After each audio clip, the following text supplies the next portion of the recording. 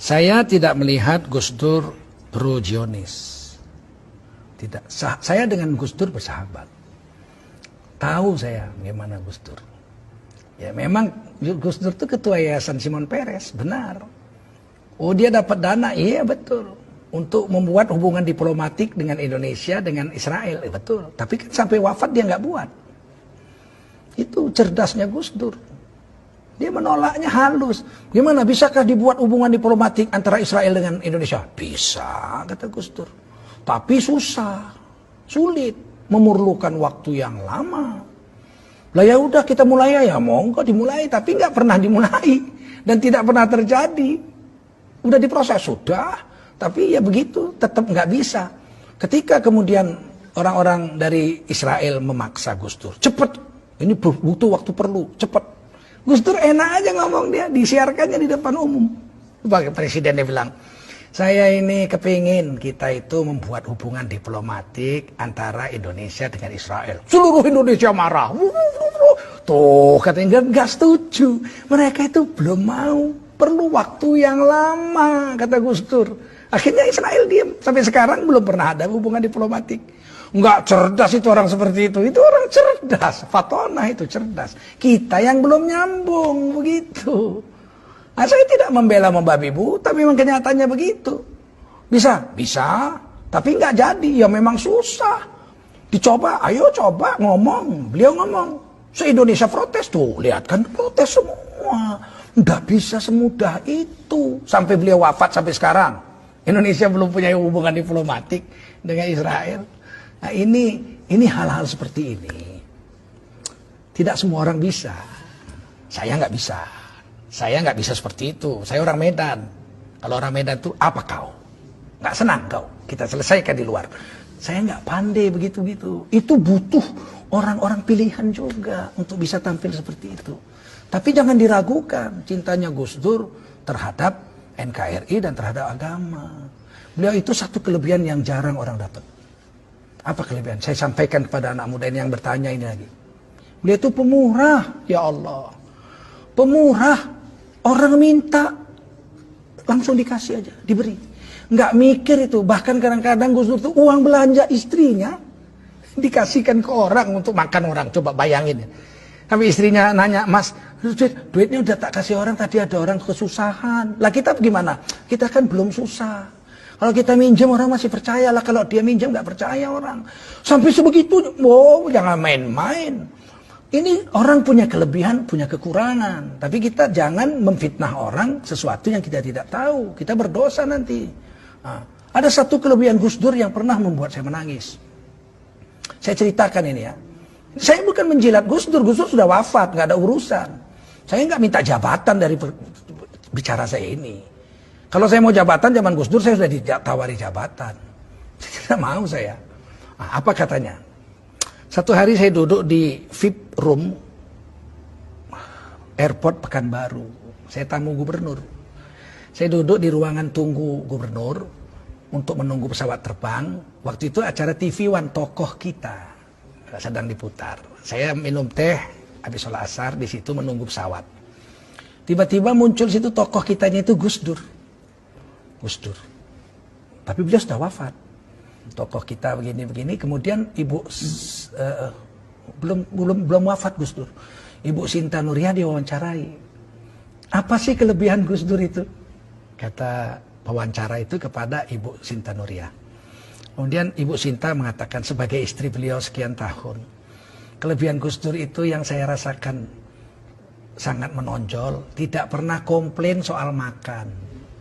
Kemudian apalah Gus Dur duduk di tempat tidur amben kecil begitu, pakai celana sedengkul, pakai kaos, makan. Nah, lauknya itu cuman ayam goreng paha sebuah, nggak ada sayurnya, nggak ada sambalnya, nggak ada kecapnya, nasi putih. Jadi nasi putih ayam, disendok nasinya ke mulut pakai sendok, ayamnya digerawat pakai tangan. Kemudian Gus Dur makan, disuting begitu. Jadi itulah kelebihan Gus Dur yang membuat saya itu bahagia, kata Ibu Sinta Nuria. Salah satunya, seumur hidup perkawinan kami beliau tidak pernah komplain soal makanan. Saya langsung keluar dari situ, nangis saya. Sebab kelemahan saya paling besar adalah komplain makanan. Saya sejak kecil ibu saya itu pandai masak. Dan saya anak laki-laki satu-satunya. perempuan 6, laki-laki 1. Sehingga saya makan tuh sangat dimanja. Mau pakai gulai, pakai ini, namanya orang Melayu. Ikan goreng, gulai, segala sambal. Saya keluar, istri saya orang Banten. Sejak kawin tuh biasanya rebus-rebus lalap, rebus-rebus lalap. Sempat saya bilang satu hari, makanan ini, makanan kambing ini saya bilang. Sampai istri saya menangis.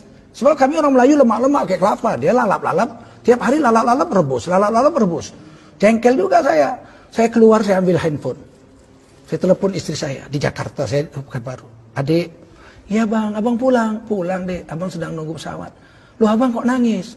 Saya bilang, saya minta maaf adik. Saya selama ini selalu komplain soal makan. Pernah saya bilang makanan kambing. Kadang-kadang saya banting juga meja gitu. Gak suka saya makanan gak enak. Saya minta maaf. Istri saya bilang, abang sehat bang. Abang kan gak apa-apa kan. Nanti abang jatuh naik kapal terbang. Enggak dek, saya istilah Melayu buang tabiat. Orang mau mati itu tingkahnya aneh-aneh gitu. Saya bilang tidak, saya tidak buang tabiat. Enggak ada tingkah aneh-aneh. Saya baru dengar Gus Dur. Ibu Santa Nuria diwawancarai. Ternyata kelebihan Gus Dur nggak pernah komplain soal makan. Saya jadi teringat Rasulullah. Rasulullah itu mengatakan dalam hadis, saya tahu hadisnya. Jangan komplain soal makanan. Kalau enak kamu makan, kamu puji. Kalau kamu rasa nggak enak, jangan kau caci, tapi jangan kau makan. Pergi aja, jangan kau caci. Nah saya mencaci makanan, padahal saya tahu hadis. Saya pikir itu kan cuma Rasul yang bisa buat. Kenyataannya Gus Dur bisa buat. Ngapain mesti belajar tidak komplain makanan kok sampai jauh-jauh nunggu sahabat Nabi atau zaman Nabi. Oh zaman sekarang aja ada orang. Saya bilang gitu, maafkan saya janji. Saya tidak akan komplain lagi soal makanan kepadamu. Sampai di Jakarta saya pulang dipeluk istri saya. Ya Allah bang, abang nonton itu? Iya, saya nggak punya TV di rumah, nggak nonton TV. Tapi di VIP room itu ada televisi. Pas TV One tokoh kita. Jadi saudara-saudara, saya tidak menjilat Gus Dur. Gus Dur sudah wafat, nggak ada dapat jabatan saya dengan kata-kata ini. Tapi wajib menceritakan orang yang sudah wafat itu kebaikan-kebaikannya saja. Haram menceritakan aib orang yang sudah mati. Karena orang yang sudah wafat itu telah sampai kepada perbuatannya. Kita ceritakan baik-baiknya aja. Nah, Gus Dur itu orang baik, cucu orang soleh, anak orang soleh. Nah, jadi demikian, mudah-mudahan ada manfaatnya pertemuan ini. Terima kasih atas pertanyaan saudari kita tadi.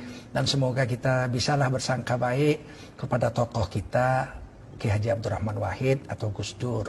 Ya, cucu daripada pendiri NU, Nahdlatul Ulama, Ki Haji Hasyim Asy'ari, yang memang kadang-kadang statement beliau atau perbuatan beliau itu tidak sampai ke akal kita, kecuali kita bertanya kepadanya. Banyak yang bisa saya ceritakan tentang Gus Dur, tapi tidak mungkin, terlalu panjang ya. Tapi banyak hal-hal kontradiksi yang menggegerkan masyarakat, saya tanya kepada beliau. Dan beliau menjawabnya, saya terkejut gitu. Kadang-kadang dengan ilmu semantik, saya kan dosen semantik 30 tahun saya. Dengan ilmu semantik itu saya kaget itu kadang-kadang. Ya, hebat sekali sahabat saya ini, saya pikir, inilah mudah-mudahan ada manfaat. Berhentilah kita bersangka buruk kepada orang yang sudah wafat. Kalau masih hidup boleh kita kritik langsung. Sekeras apapun kritik kepada pejabat negara boleh. Karena itu dilindungi Undang-Undang Dasar 1945. Asal jangan bersangka buruk. Kritik aja silakan. Atau nanya. Kalau nggak jelas tanya, pakai tanda tanya. Soal dia jawab atau nggak jawab, bukan urusan kita. Kita sudah nanya, kita sudah sampaikan. Kita tulis surat terbuka, biar dia baca, biar jawabannya dibaca orang. Dia jawab syukur, nggak dijawab kita sudah sampaikan kewajiban kita. Undang-Undang Dasar 45, pasal 28 ayat 1, 2, 3 dan seterusnya menjamin tiap-tiap warga negara untuk berkumpul dan bersuara mengeluarkan pendapatnya. Wallahu a'lam bishawab.